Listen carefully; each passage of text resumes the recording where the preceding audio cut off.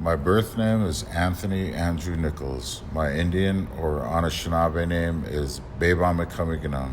I was born at St. Mary's Hospital in Duluth, Minnesota on December 19th, 1965. I was adopted at birth from my biological mother, Ramona Lajeunesse, who was Makwa Dudame, Bear Clan from Red Lake. My biological father's name was Leonard Spears, and he was Migazi Dudame, Eagle Clan. My birth father was also Ogima.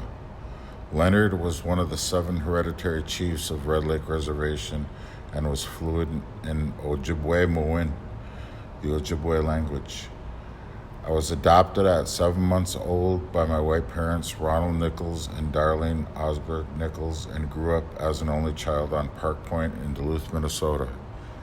I had a good childhood and a good education while growing up.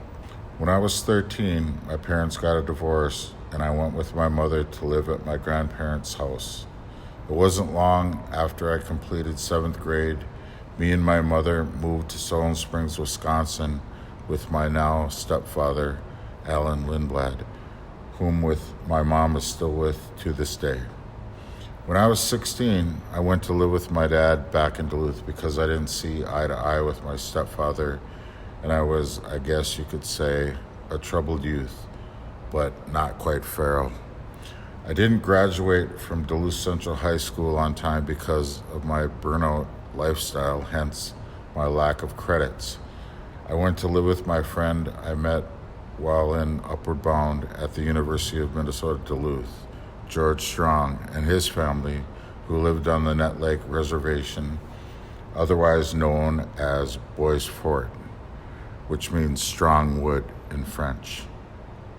I graduated from Orr High School on May 18th, 1985.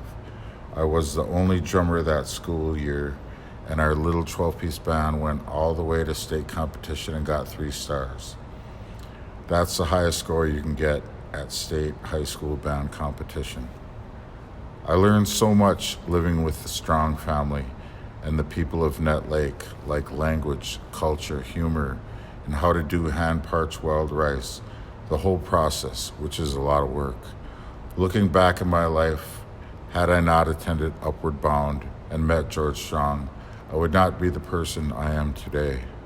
I might have wound up just another lost bird, or as some might call it, an apple. Red on the outside, but white on the inside. Jumping quite a bit forward in my life, I was blessed with Nindanis, my daughter in Ojibwe. Her name is Darlene Marie Whitefeather, who I gave a very unique name. Her first name, Darlene, is my mother's first name. Her middle name is the middle name of both biological grandmothers, and her last name is her mother's last name. She is named after women, in honor of women. Darlene is 16 years old now and lives with her mother in Bemidji, Minnesota. Our daughter is also enrolled at Red Lake Nation, a totally and absolutely sovereign reservation 30 miles north of Bemidji-Gamog, the Anishinaabe Anini native man whom Bemidji is named after. I recently relocated back down here in the Twin Cities from Virginia, Minnesota, which is located up on the Iron Range in northern Minnesota. I like living in St. Paul.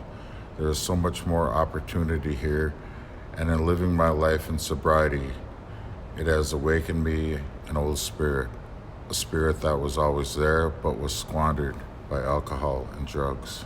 So now I am reinventing myself, and am in the process of getting myself established here in Minneapolis, St. Paul as a multimedia specialist.